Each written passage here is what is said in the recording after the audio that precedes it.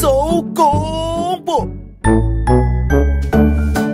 大家好，我係2018年亞洲小姐季軍得主林之門 Momo。咁之前咧就喺香港做嘢，一路做電視台，所以都係做好開心。今日可以透過呢個節目認識大家。係咁，你做電視嗰時係做主持財經節目噶嘛？係咪？其實當時都有做過美食節目。係咪㗎？係。哦，我睇唔出你個樣都幾為食嘅喎。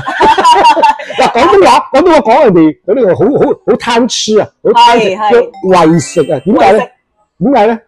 咁所以我都係追求一啲人生嘅樂趣啦。民以食為天啊嘛。係，食嘢係好大件事嘅。考下你呢條咩河啦？呢條咧係Clarke Quay 啊嘛。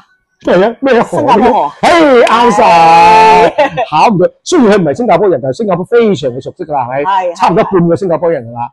咁唔敢講講。將來都揾俾大家考我。將來都大概揾個新加坡老公㗎啦。希望係咁。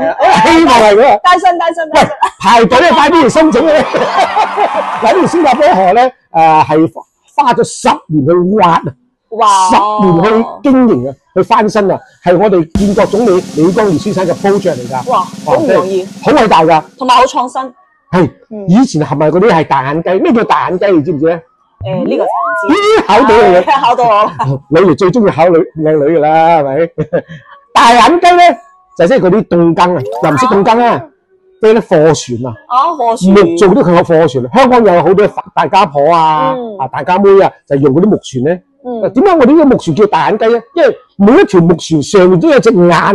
因為我哋係響福建啊、潮州啊嗰度過嚟嘅，都係用船過嚟嘅。但係佢哋運貨過嚟咧，都係用啲大嘅木船。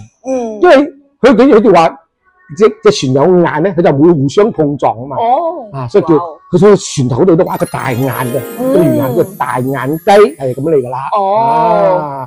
感覺到呢個故仔都幾長。係啊，呢條河都好長，一直有7座橋。香港